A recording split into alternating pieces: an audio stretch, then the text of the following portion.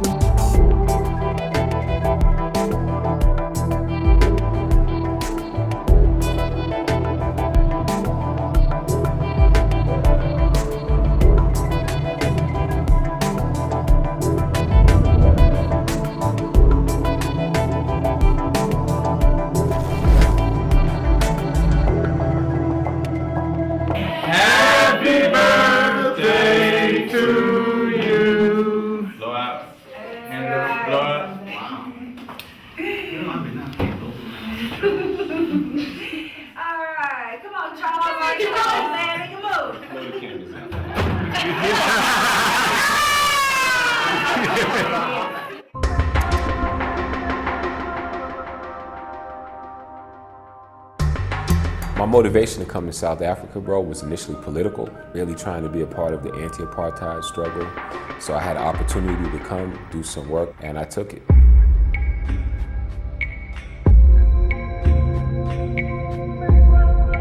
So when we talk about leadership, emotional intelligence, and dynamic customer service, we're talking about you. One of the first things I recognized when I got to South Africa was that there was a big need for the work that I do, which to a large extent focuses on helping people to build their self-esteem and confidence to accomplish whatever it is that they're trying to do in life. Did anything stand out for you, Sipho? I echoed my sentiments that I felt like I was made a fool.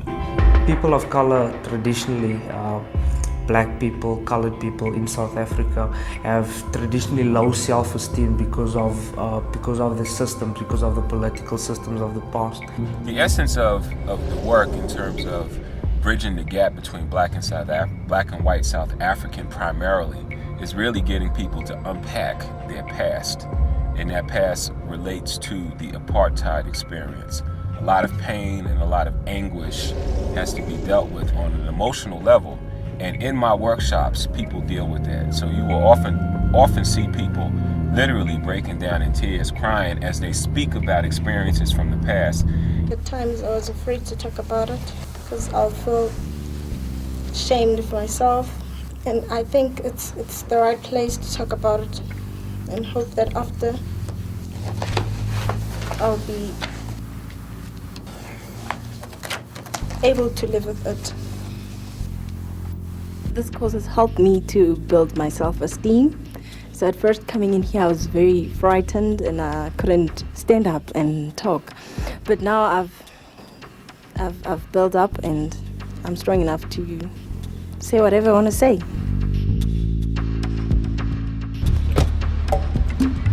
The nature of the training program that I'm doing here is really dealing with the conflict that has arisen between more senior white managers and a majority black staff. Kunjani Sisi. Konanjani. And Kona. Good to see you. Good to see you too. All right. Listen, the training, I'm going to step up. Just came to check on the training. I'm going to go upstairs in a minute, but I wanted to just talk to you for a minute about how you feel the training is going.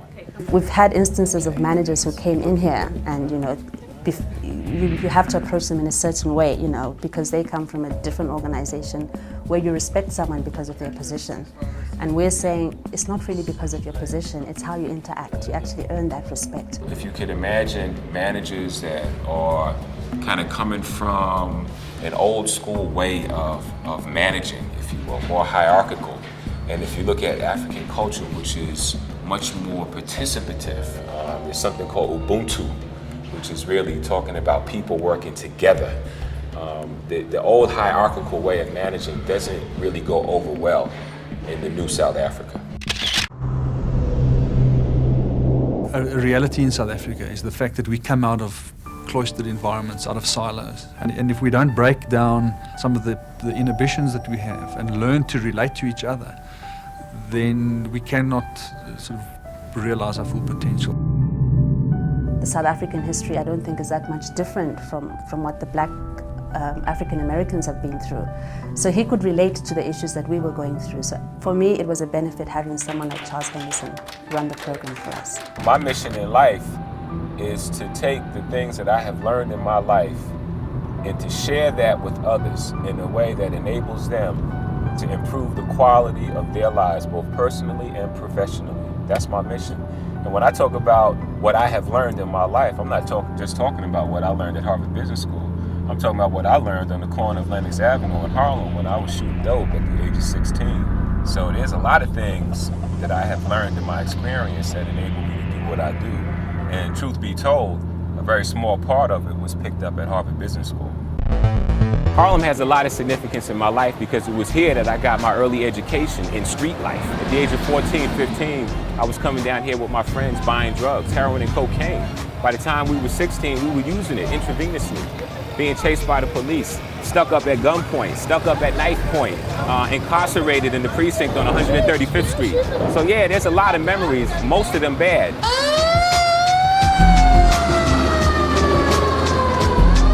Standing here in front of the 32nd Precinct brings back memories of when getting high was no longer fun. I spent the night here for possession of a stolen car. The defining moment for me to get out to life was when the police came knocking on my mother's door at 3 o'clock in the morning on New Year's Eve with a warrant for my arrest. It was at that point that I got the wake-up call and realized that there was no way out. There's obviously a lot of brothers and sisters who have experienced what I've been through, and they didn't make it the way I made it. And what I would say to the families and to the friends of those individuals who are struggling today with their drug addiction is don't give up on them. My mother never gave up on them. My grandmother never gave up on them. And that was the strength that I needed to overcome my own drug addiction. I stayed because I love it. I love this place, man. I love Africa, and I have really grown to really love South Africa. I love the people, I love the environment, the landscape, the lifestyle, the restaurants, the wine country, and I love the fact that I could do the work that I love and have people benefit from that. That's my reward personally, really. I've been able to make my contribution here. I've done it, bro. If I get on the plane tomorrow morning and that plane don't land, I have already fulfilled my mission, my purpose in life. So I'm cool. We got some Mark Curry. Who came to see Mark Curry? About to go on stage right now, so I can't get into my own room. James Prevost is here. What's up, y'all? What's up? I moved here in '95, and at that point, that was 1 year after the new election, once Mandela taken over, and it wasn't anything much funny then.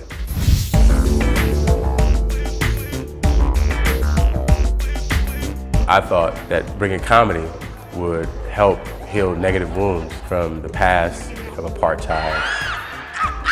At which point, if black people decide to go from here to here, I wanted to go to Africa because I didn't think Africa was the way it was being portrayed in the United States. So I decided I want to come and investigate. I came on a trade mission with the then mayor of Atlanta, Bill Campbell. I would say, what was it, 94, 95, there wasn't anything nice being shown about Africa at all. They barely even showed an office building or a house.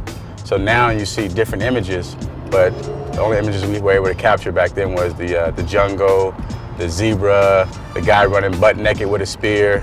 Those are the things that we only had, but I knew there was more to be found. So I came over, and to my surprise, it was incredible, and then I moved over.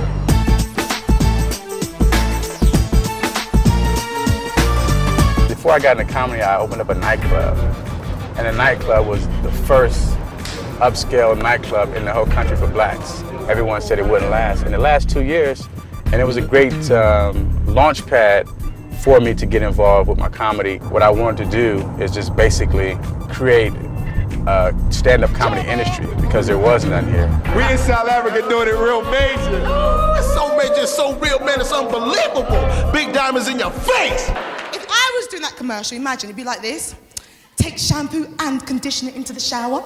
No, not me. I just wash again, rinse, condition, set, wrap, oil, grease, blow dry, tongue gel, super holding gel, extra sheen, extra spritz. Check in the mirror, bit more lipstick, check in the mirror again, more sheen, more spritz, more gel, more extra gel, more moisturize, more gel, more extra gel, more sheen, more spritz. Check in the mirror again, lipstick, check in the mirror again, then go. If it's not raining. Comedy is exploding. In the last 4 years, particularly the black comedy industry has grown over 2,000%. It's growing faster than we imagined, actually.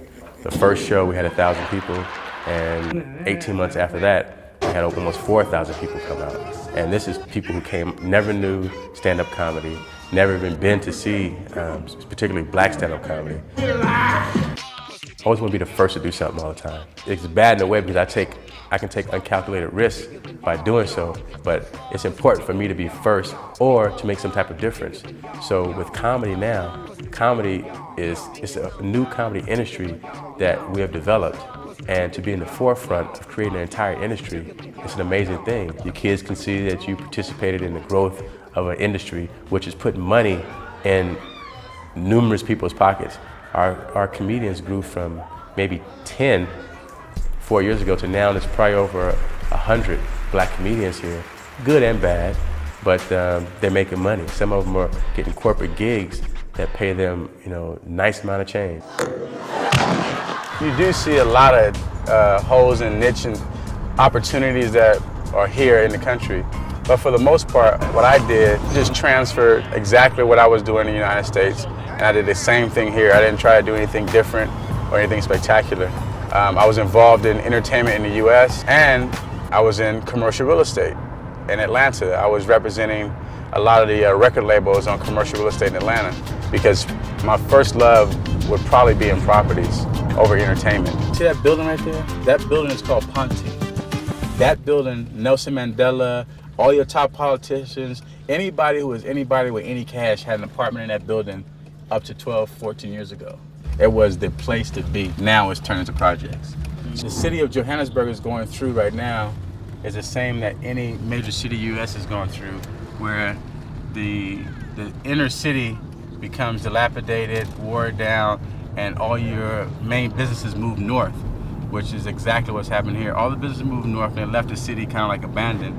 So now the city has decided they want to claim it back and renovate and bring it back to where it was 10, 15 years ago. I believe in this area so much, and which is why I own a property portfolio in this area, because I want to be part of the turnaround and the reunification of the area, because I have so much of a belief that it will transform back to the middle class one day. San Diego and Highfield Court is two buildings that I recently purchased. This one here, I just got the letter of approval today on San Diego.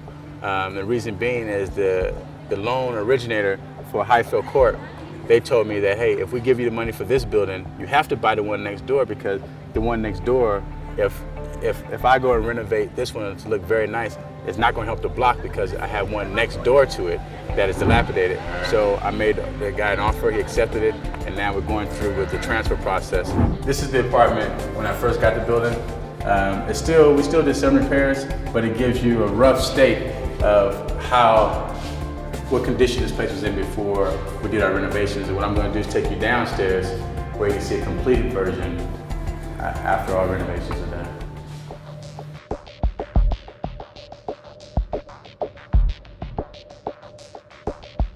Okay, here what we have is a completed version of my renovation. Upstairs you saw a raw shell as it was when I bought the building. Now this is the completed version. We stripped the floors, varnished the floors, and we added ceramic tiles in the kitchen and bathroom, which gives it an upmarket appeal for the young professional that we're targeting. Hey, we all grew up in the ghetto. It ain't anything we're scared of, and if I can add a hand to the transformation, then and then it's all for the good. This neighborhood is one of those things that the majority of people in the country don't believe in. I'm betting on black. I'm betting that this is going to turn around and that it'll be a profitable thing in the future for me. In 1996, I was here 1 year, and believe it or not, I was sitting down having lunch with Mandela.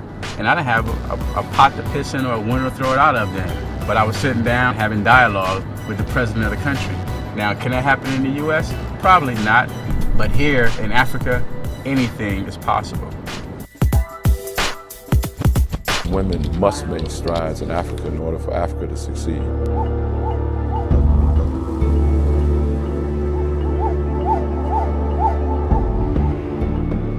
The continent is overwhelmingly populated with women, and there are several reasons for that. Several of the countries have been in wars for decades. A lot of men have died off as a result of HIV/AIDS. It is imperative that women be given the opportunity. They have the desire, they have the instinct, they have the intuitiveness to do business and succeed in business on this continent. We're making a film called, it's a feature film, an American feature film. It's called The Breed. It's a Wes Craven production. It's about dogs, vicious, intelligent dogs that attack some kids on an island. Hey.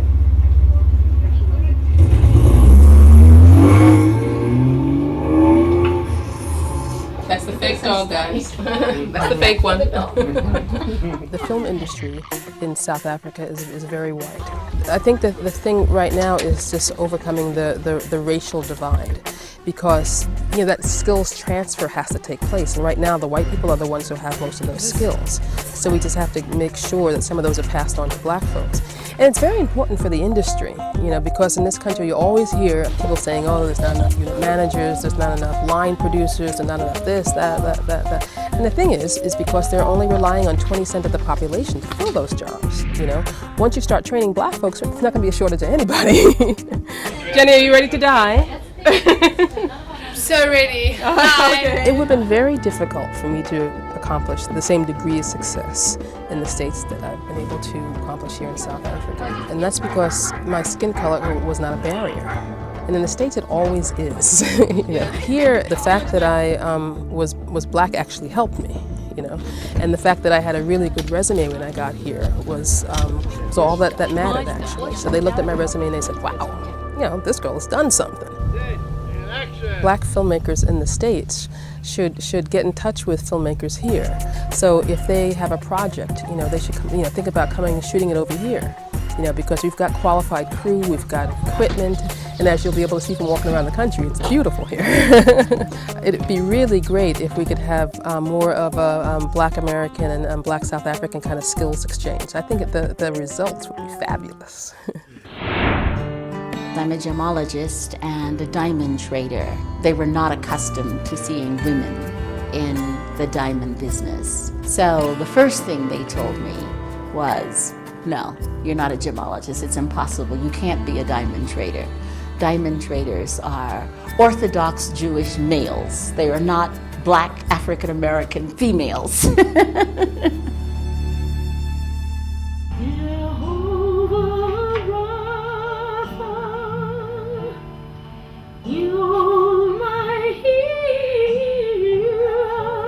I sing in a number of languages, including Hebrew and Yiddish.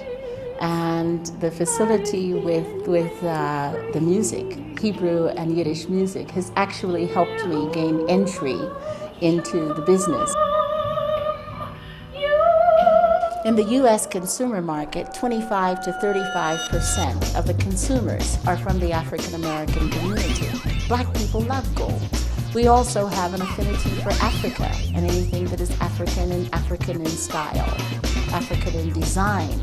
And yet, in any major city in the U.S., there is not a place that you can go to buy African jewelry made of precious metals and gemstones. I saw that as a niche, and that's the niche that I'm developing. So when I opened the jewelry shop, this shop is the prototype for a franchise chain. We're going to do a few more stores in South Africa, and then it's off to America. That gets me back to my family, you see. And it also gets the products of these new emerging jewelers and designers into the principal marketplace so that they can then become entrepreneurs and be self-sustaining with their talent and with the design sense that they learned from their ancestors. I used to tell people I was from South Africa. Didn't know anything about it at that time, but I told people my parents were from Johannesburg. So I think it was meant to be. Hello, welcome to Lemurian Guest Lodge, located in Houghton, South Africa, which is probably one of the most famous neighborhoods in South Africa because of our very famous neighbor, Nelson Mandela, who lives only 2 blocks from here. Houghton was founded over 100 years ago by the Jews who were in the gold and diamond business. When they just put in all the gold mines, the gold bearers moved right outside the city and they moved into Houghton, and that's where all these big mansions were built. The average stand or lot in Houghton is 1 acre. Some are larger, and the average house is maybe 10,000 square feet. There are absolutely no blacks in Houghton, but Houghton was curiously a Jewish area. This house was built in 1938, which is one of the newer houses in Houghton.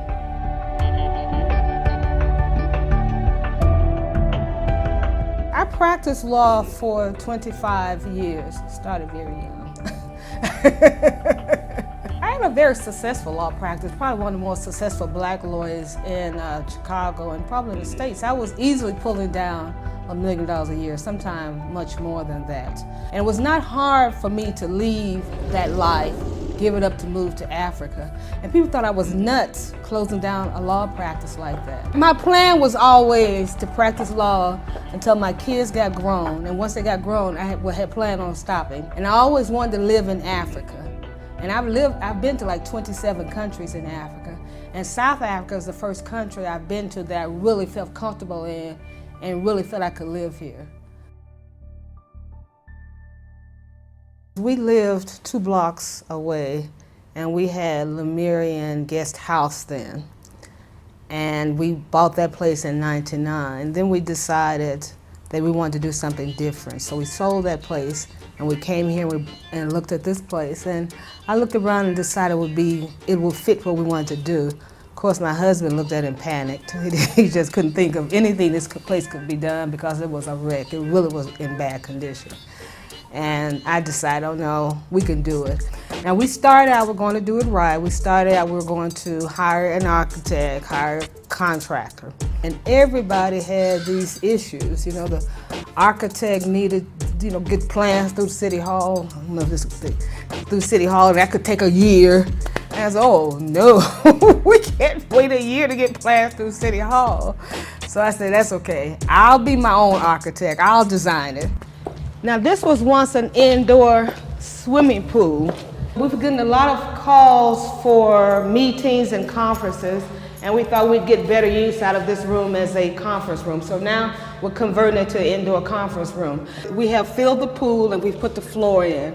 Now once the floor is in, we're going to put in underfloor heating, then we're going to tile the entire conference room. And once we put in the chandeliers and the draperies and more windows, then it will be a very beautiful conference room. And it's already booked. It stays booked, so we've already got 4 bookings for the conference room.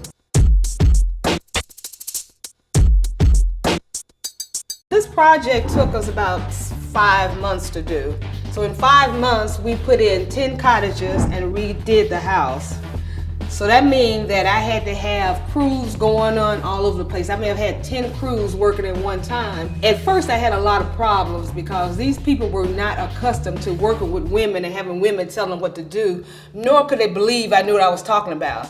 So I had to really crack the whip on these guys to get them to do what I wanted to do. But after a while, when they saw how things were going, then they got very cooperative. Now I have no problem at all. When I tell them to do something, they do it because they know it's going to come out right, that maybe this woman really does know what she's talking about. One of the things that sold me on this place was the beautiful trees on this property. And Houghton is one of the most beautiful neighborhoods in Johannesburg because of the trees. And one of the things that people may not know is each tree was planted. None of these trees are indigenous. They were all brought here. So it's probably like the largest garden in the world. If this was in Chicago, you're looking at $3 to $4 million at least. Well, if you come in 99, you could have bought this house for $200,000. Now the price is probably doubled, but it's still way under what you would buy in America. Because remember, we're in probably one of the top neighborhoods in South Africa.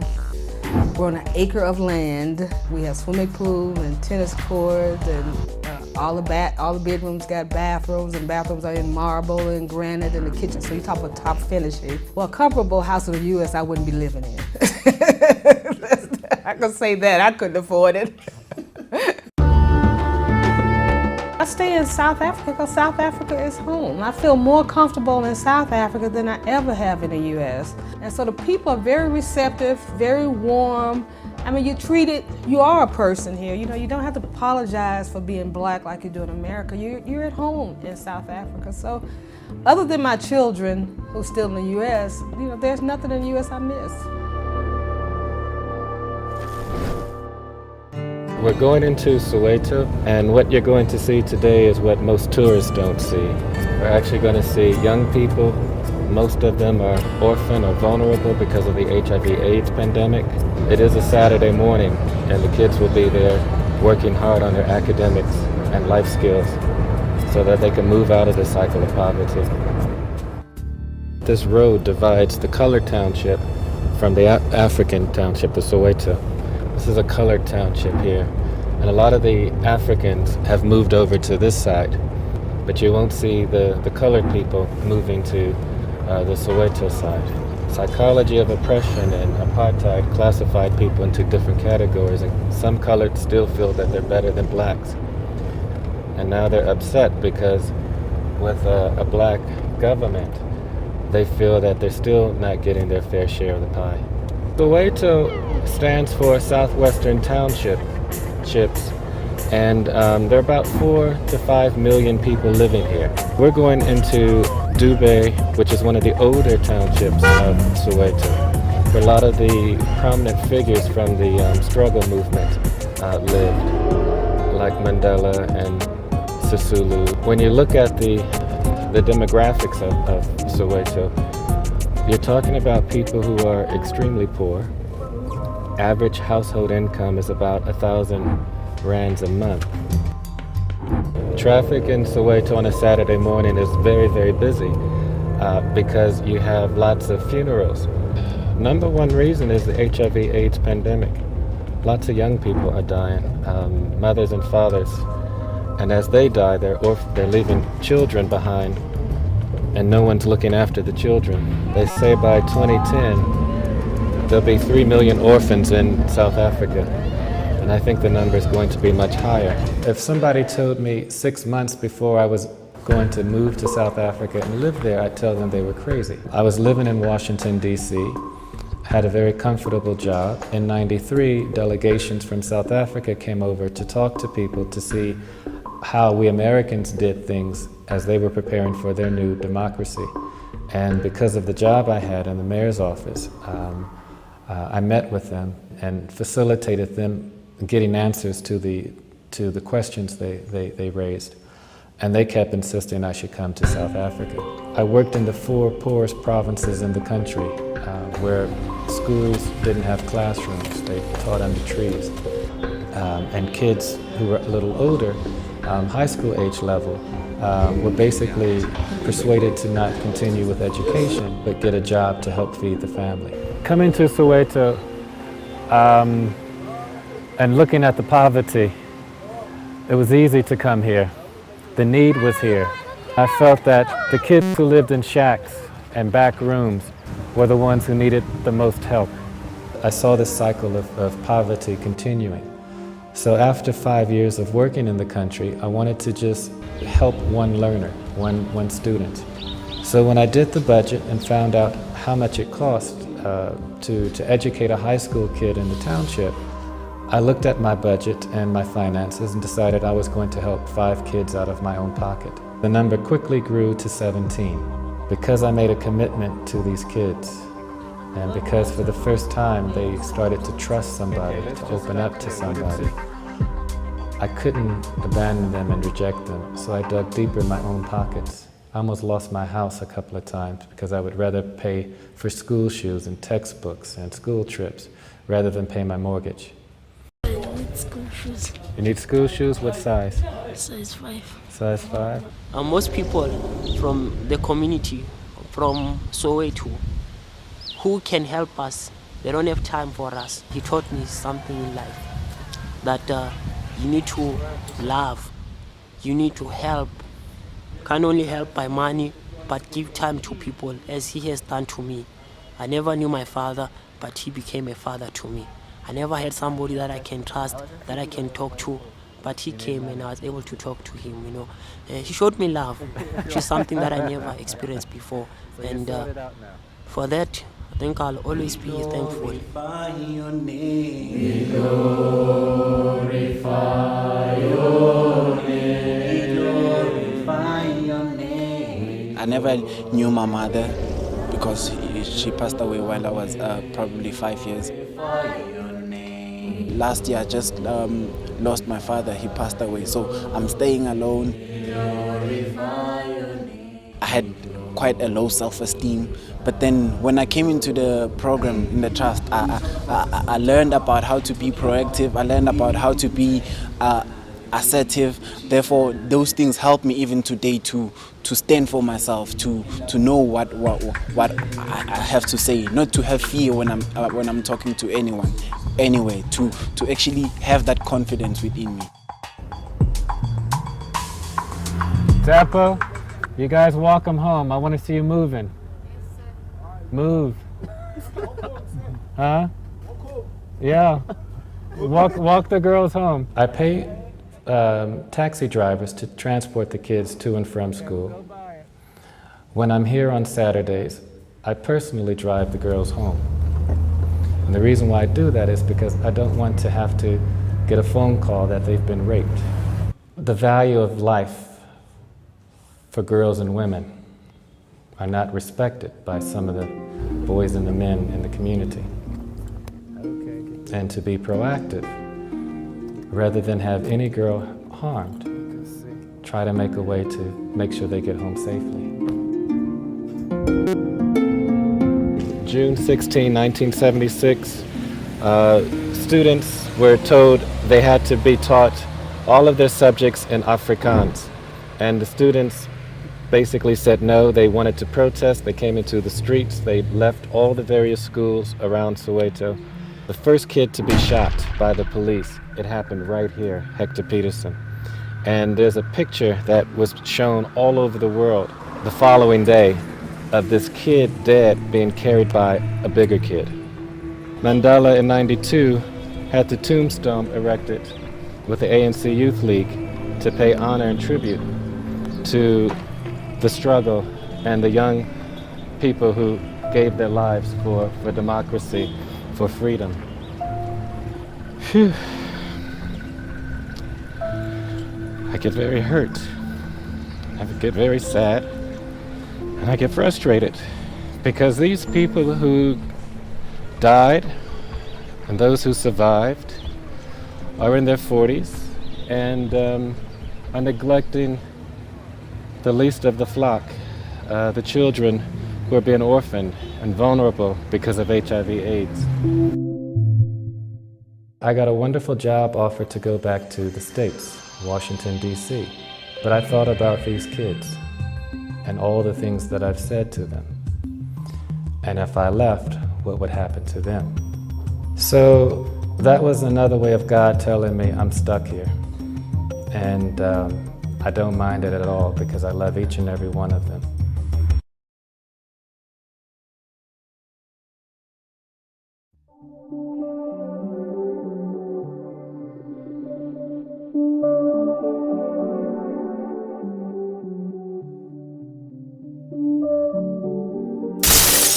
There's no glass ceiling here. When an African American comes to Africa, they can no longer hide behind their color because everyone almost is the same color that they are. They must now reach inside their inner self and pull out the best in themselves. You want to say hi? Say hello? Say bye-bye. Imagine affirmative action with teeth.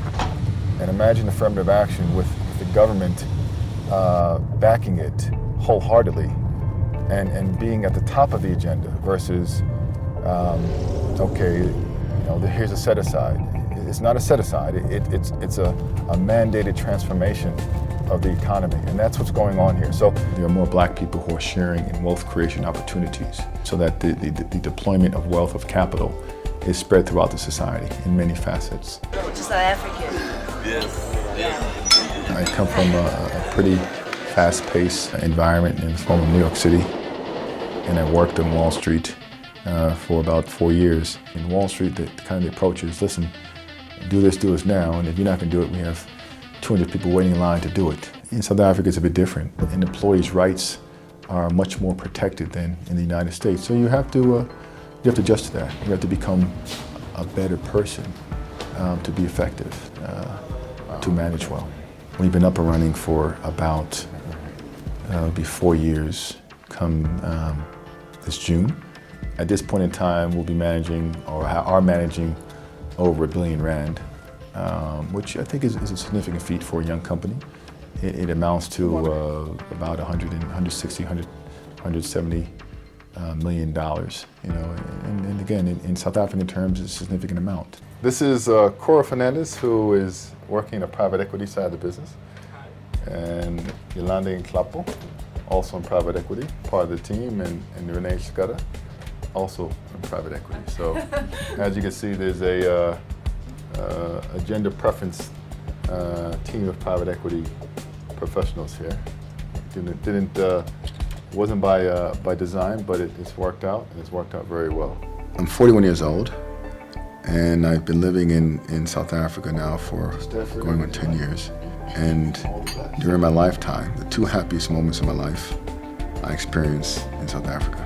The first one was the day I got married, and then the one that superseded that was the day that we had our child born. So it's interesting when you look at your life and you say, well, I'm an American, I've been lived most of my life in America, born and raised, that you relate the happiest moments of your life in another country.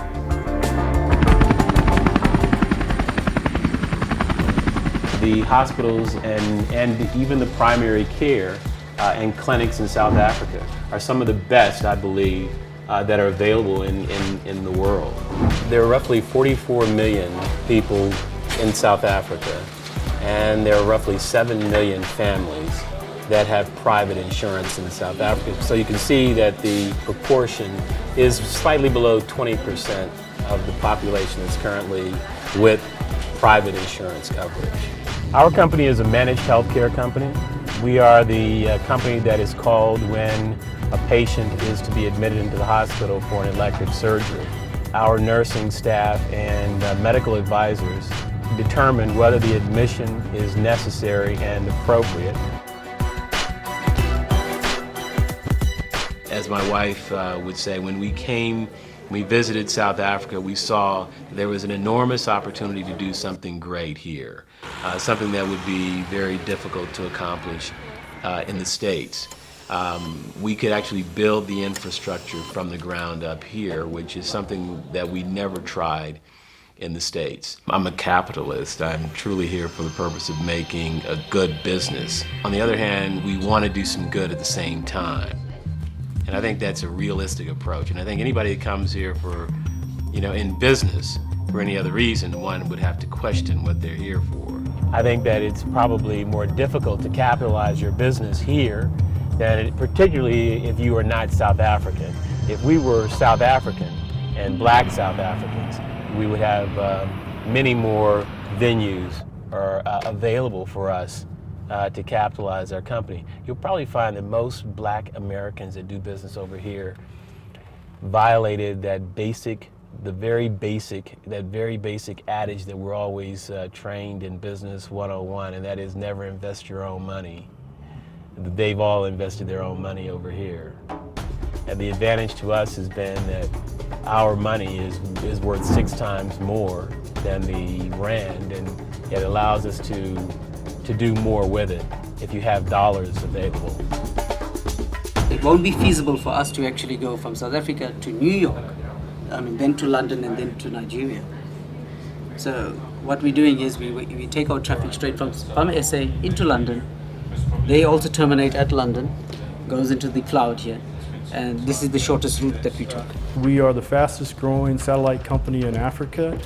We've only been operating a year, and today we are the market leader in many of the markets that we're operating in. Already our plans were aggressive, but quite frankly, we did not envisage that the company would grow as quickly as it did. We have just finished our first year of commercial operations, and in that first year we took 40% of the market. The ability to access capital in the U.S. I think is more difficult for someone of color.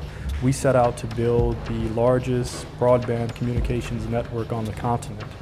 People would have laughed at us if we walked into investors and said we wanted to build the largest business in the States in any particular sector.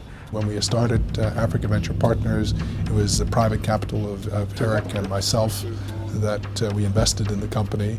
And at those days, it was kind of Eric, myself, and the dog. Today, we're about 100 strong. We're the largest African-American owned business in Africa, and we're continuing to expand our footprint around the continent, operating today in all of West Africa and South Africa, soon to be in East Africa, and with an office in the U.S. as well. When Eric and I were setting up this company, we did not conceive that we would be doing a venture with Richard Branson's Virgin Group. We didn't think that we would be linked up with the largest satellite operator in the world. We didn't think that we would be on the back end of a $1 billion transaction, and these are things that just didn't come to our mind. One of the goals we have for Africa Venture Partners is to create $1 billion entity, employing a few thousand people to add to the workforce, to create something that we can walk away from and show to the rest of the world that African Americans were able to come to South Africa to build a Pan-African business that's $1 billion company that has been listed or IPO'd on the New York or London Stock Exchange. When we started the company, we really had very limited branding, if you like, around AVP. We thought of the name, we put the brand together. Now I think that AVP stands for the commitment to the community. It stands for tenacity. It stands for a willingness to commit itself to development in the African environment. Lifestyle you can replicate in other parts of the world. It may cost you more, it may cost you less. But for me, fundamentally, it really gets down to a hook of knowing that what you're doing really, not in a conversation with your buddies, but it really, really makes a difference. That you can look back and say that you've built something that touched people's lives. The lifestyle ain't bad, but it's not the hook, not the hook.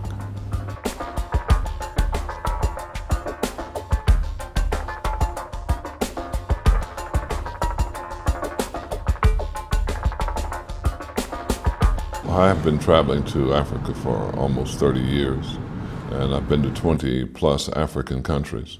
And it was clear that the ability to participate on the African continent was not something you could do on remote.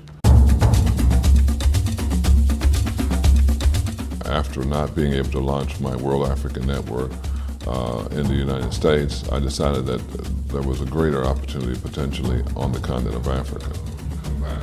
So I decided to sell off all my assets, my cable television activity in New York and my radio stations, and bring my capital here. First of all, I'm probably the largest African American investor. I've got over $30 million invested in South Africa. We've got routing and switching, design, networking and security, service provider, storage and networking, and voice. When one comes to a new environment, one assesses the areas of potential opportunity, and certainly IT is a specialty area that we know very well. This Cisco training operation is number 2 in South Africa, and we train the top corporations' technical people on how best to manage their data functions and information flow. Well, Eugene has always been a Pan-Africanist, somebody who always wanted to return to our roots. And Africa is a wonderful and exciting place for Black people, African Americans. You satisfied that it reflects everything we talked about? Yeah, I went through it again. Each side has a guaranteed minimum. We've had our ups and we've definitely had our downs. But I think that the opportunities that Eugene has brought forward to me has made me not only want to stay, but to continue the legacy that he started for our family. We're going toward our farm operation and our dairy operation, which is located in the eastern part of Pretoria, the highest growth zone in Pretoria. And we own 340 hectares here with partners. That's about 700 acres. And on that farm we have a lake and about 250 dairy cows. And one day it'll be a major estate development which will have people owning very large homes on an acre plot. Umoja Village, what I call it. Well, Umoja is a Swahili name meaning unity. And I've always felt that if African people worldwide could come together in unity, they could increase their overall well-being. So it's a very important message for me to send to my children and to all the people that I know. So I used to milk cows in Oklahoma when I was a little child, so that's how I never got the dirt off from under my fingers, so that's how I got involved in that. This is the, if you will, the maternity ward where all the newborn calves stay the first 3 months of their lives. You see they're elevated, and we keep them very clean, and they get their mother's milk, fed that every day, plus some additional nutriments so they can grow up to be great ladies who can produce great milk. The men, I hate to say it, but we end up making hamburger out of them, most of them. When I first bought this place, I didn't buy it for the dairy. It's very close to the city, and the dairy facilities were already here, and I just decided to turn the facilities back up and create jobs for the local people. So I've been in the dairy business for the last 7 years, and now the city has moved toward us, so this one day will be a major estate development. We're expecting to put about 250 high-end homes on the property, and that's the reason why we bought it.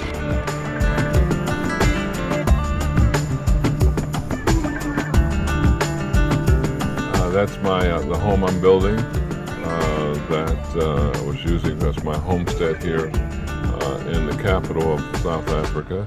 We're about 6 months, 8 months away from completing it.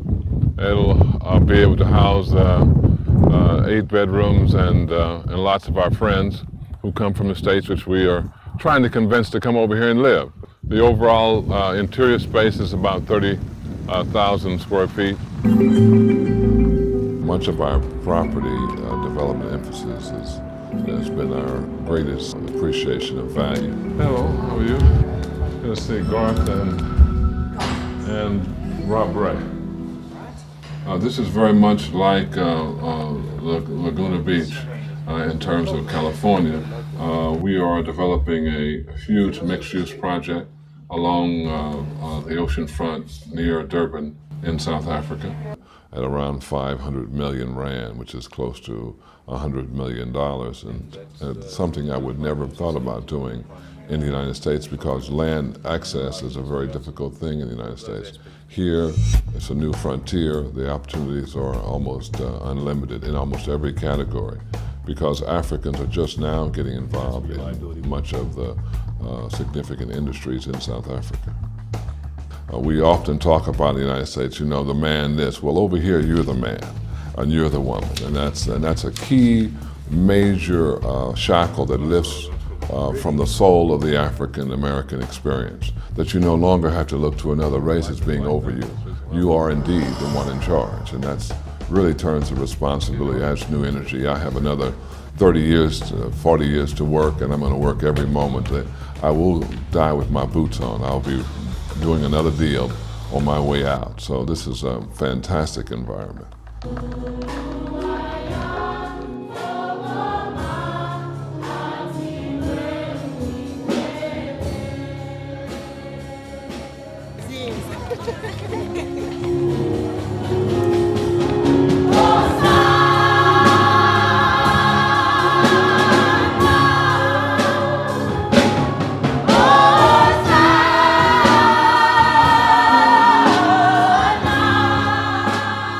African Americans were really challenged when they came here. We found that the divorce rate amongst African American couples went up significantly. The tensions in business between African Americans and Africans were heightened, probably as a result of clashes between the cultures about how you do business. But Africa's season has come. And it's time for people to nurture Africa, nurture African people, nurture African times, such that Africa one day will protect our identity, and when that happens, Africa will carry us. When the first wave of African Americans came through South Africa shortly after the elections, there was a number of negative perceptions in the way those African Americans did business, in the way of their perceived arrogance, or actual arrogance, if you want to say it. That left a bad taste, overwhelmingly, in many South Africans' eyes. One of the things our church has been very successful in doing is dismantling that negative perception on both sides. You looking good, baby. You got that African on today. I didn't recognize you. I didn't know you was African.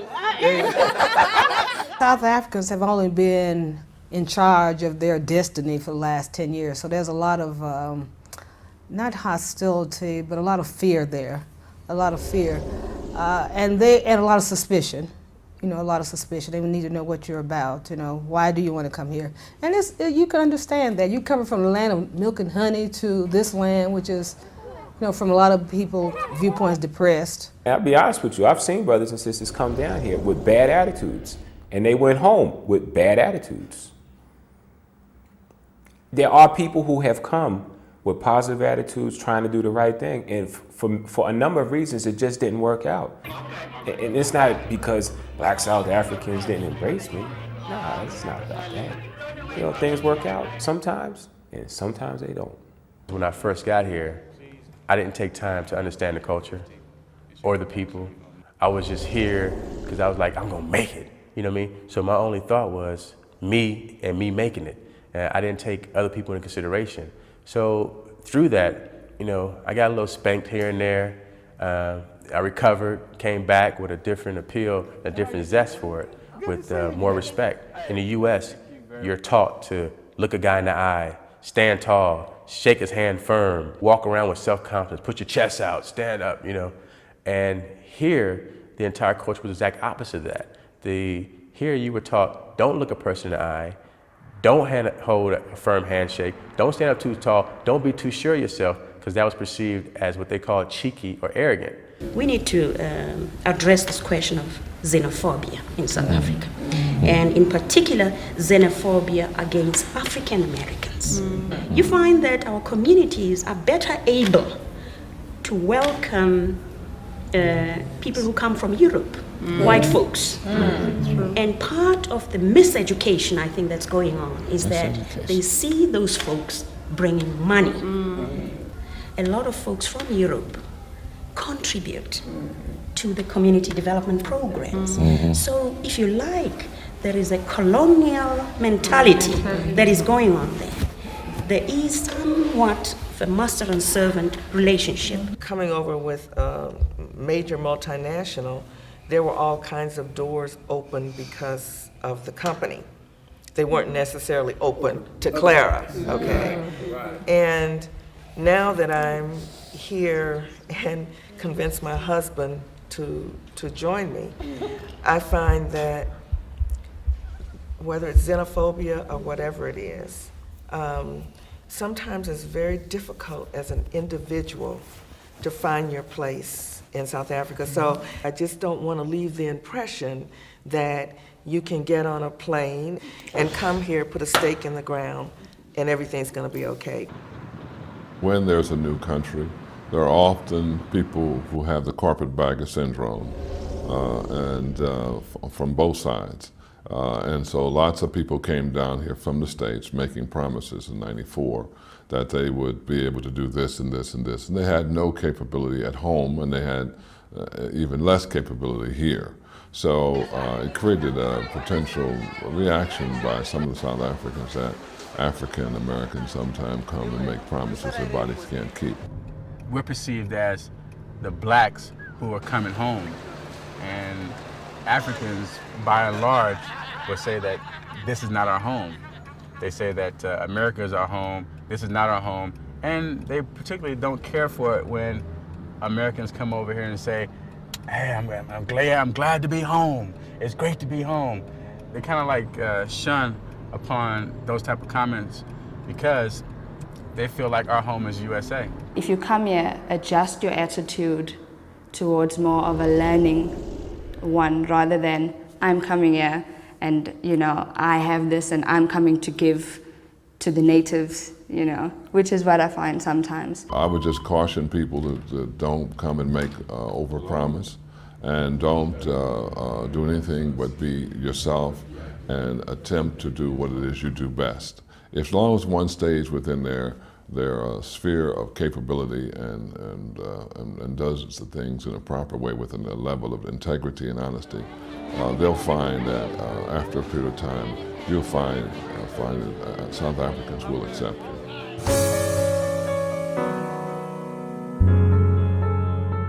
All those tough stories about how bad things are, I don't believe them. It's pretty nice over here. The food in Africa is the best I've ever had anywhere in the world. If you want to go out for a drink, if you want to dance, you want to party, all those opportunities are available here. The women are beautiful. As a single person, I think there's no secret that they're very beautiful South African women from all areas of the country. The quality of life here is very high. You've probably seen some of the homes that people live in here. They're nice, aren't they? My name is Samantha West. I'm Daryl's wife. Daryl and I have been living here for the past 4 years.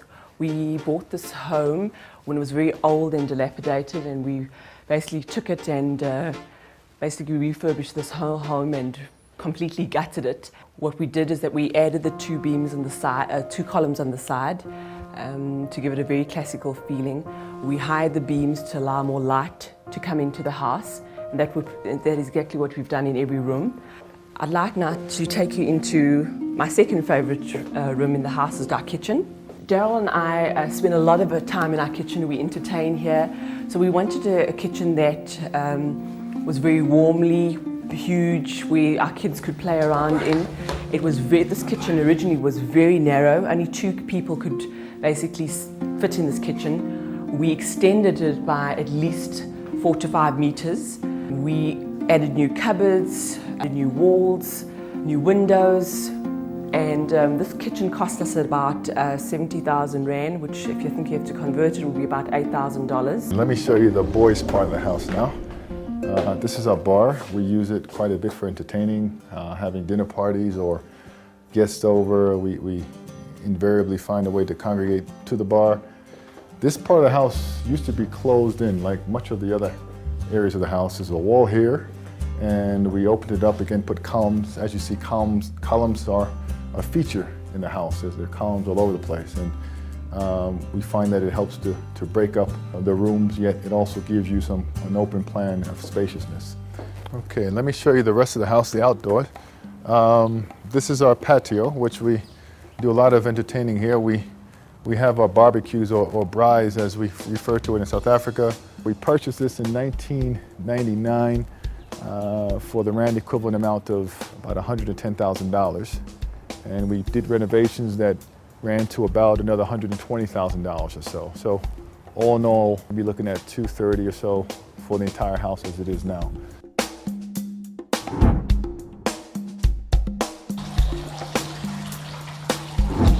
My name is Charles Henderson. Welcome to South Africa. Let me take you through my home real quick before we get the day started. You notice we got a little bit of a color scheme here, the orange and the purple in the garage. I don't know how many of you have seen a purple garage, but yes, we do have one. As we come in the front, the first color you're gonna notice is purple. One of my favorite colors, and many of you may know, purple is the color for royalty in Africa. I grew up in the projects, so I figure if I'm gonna live in Africa, I ain't gonna live in the projects. That's where I'm coming from. So yeah, I got me a nice house, man. When my mom's come to visit, she think I'm rich. She think I'm living large. It's like, yo, MTV Cribs up in the house. This is the dining room. 2 pieces of art here, actually Zulu shields, which I bought from a Zulu chief in Zululand. All this furniture was made, African furniture, made by an African brother from Ghana. This is my sanctuary, if you will. Did a lot of renovation in here. This was a window, opened it up to a sliding door, put a little patio so I could come out to the garden. You know, put a few roses, a few flowers, a few, you know, indigenous African bushes. The theme is to kind of have it nice and rich and thick with bush. You know, I kind of felt like I wanted a jungle. I've been all over Africa, haven't seen a jungle since I got here, so I decided to make my own jungle. The bathroom, you know, we got the double basin, although, you know, the double is for visitors. I'm still single. So yo, anybody out there, you know, want to get with a brother, you know, I'm looking. This is my bath. Decided to put the bath under the stars as well. I like that outdoor feel. So everything opens up, man. Put the bushes around so you don't need curtains. So, you know, I get up, I want to take a bath. It's nice and relaxed, you know. Again, I like hearing the birds sing. Fireplace. So in the winter, gets a little chilly out. Turn the gas fireplace on. Candles all over. I love candles. I like to do the romantic thing.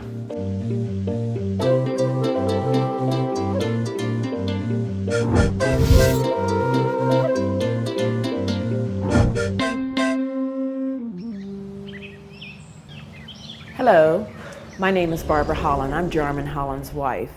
Welcome to our home. Oh, it's a very comfortable lifestyle, you know.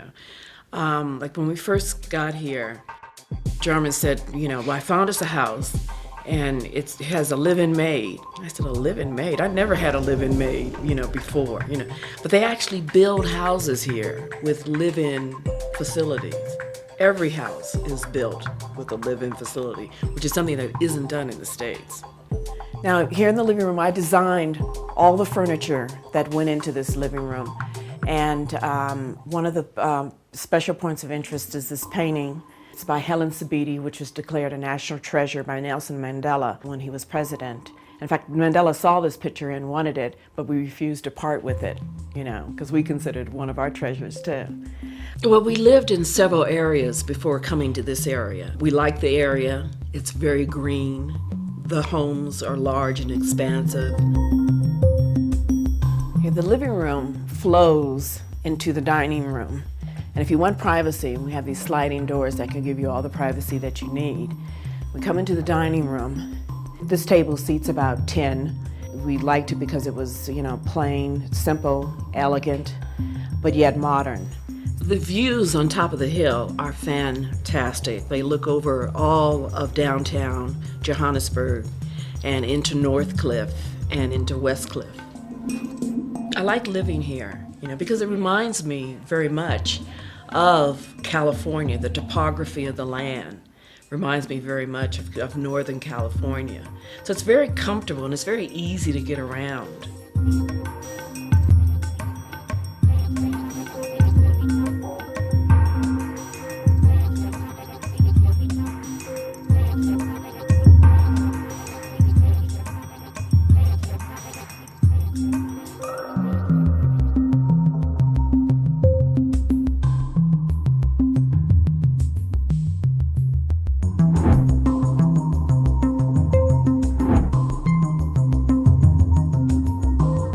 Well, we've come a long way from the States, but we hope you enjoyed the tour and thank you for visiting with us. Sabona, welcome. That means welcome in Zulu. Let me show you my home.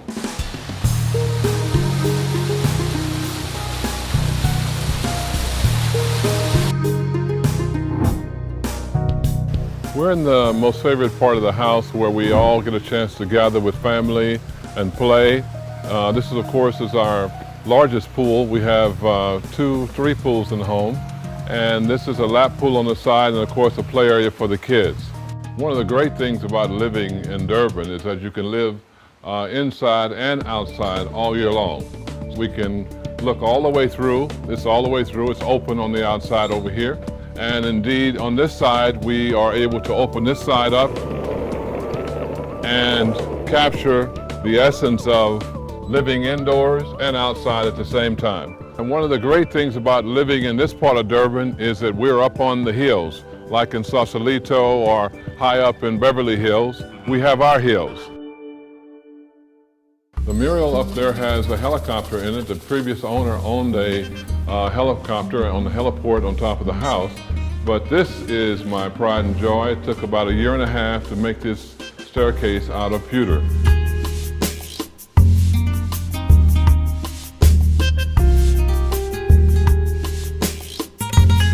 In Africa, we live in harmony with, of course, the big five, the elephant, the lion, and those big creatures.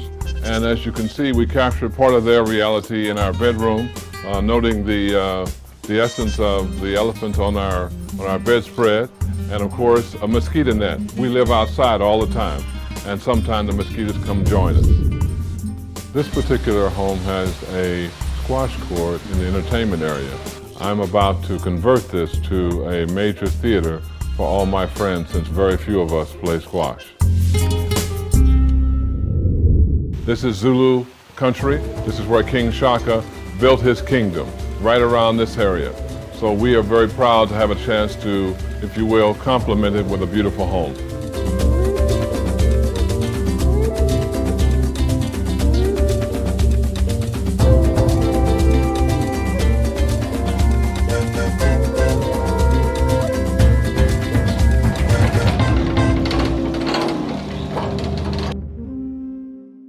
Don't come to South Africa expecting someone to give you something. It's very difficult to get a job here if you're an African American. It's very difficult. It's not difficult to set up a business. Now you can get all the help you want in setting up a business, but you don't plan on coming here to get the money to set up a business. You can better plan on bringing the money to set up your business. But if you got any kind of skills, if you got a plan, if you got some kind of money, come here and set up a business. Africa or South Africa is a wonderful place to be. I mean, it is. Everybody I know who started business here are doing very, very well. But my advice to any brother or sister who was looking to come to South Africa, my advice would be to first do your homework. You know, read up a little bit on South African history, get familiar a little bit with the culture. Use the network that we have here, because we welcome brothers and sisters from the States. Welcome brothers and sisters from the States to come down. We welcome y'all. Come on down. Come and see what it's all about. Take a vacation and come and experience it. Whites have controlled the economy for a very long time, but this government is very serious about transformation. This will be not only a black-controlled country from a political standpoint, but I would say within the next 10, 15, 20 years, it will be a black-controlled country from an economic standpoint. And yes, at the moment, we still feel some level of racism in certain sectors of the economy, but that's all going to change, because this government has required every sector of the economy to sign a charter that it will begin to Africanize and transform its ownership and management and control to Africans. What that says is that we are seeing a tremendous change in terms of what's possible in South Africa that would never be possible in the United States in terms of control and development. So this economy will be owned by, majority owned by Africans in the next 10 years, and that includes African Americans. If you're coming over here to make money real fast, do some quick business, or do a couple of scams, it's gonna come back to bite you. And this is the hustle capital. So if you come in here trying a little shady business, people are gonna see straight through that. You know, you're talking about a continent full of brothers. You think that you can pull some new game on anybody here? I think not. You know, all of it's been done before, and if they see that, you're washed up. One of the other things that I think is very, very important to come, if you come to South Africa and want to be successful in business here or in life here, you have to embrace the culture. And this again goes to the ugly American. The ugly American is considered ugly because they want everything and expect everything to work exactly the way it works in America. So they go to another country, and because it's different than what we know, then something is wrong with it. And people can smell that across the room, and it's very, very much a turnoff in this culture.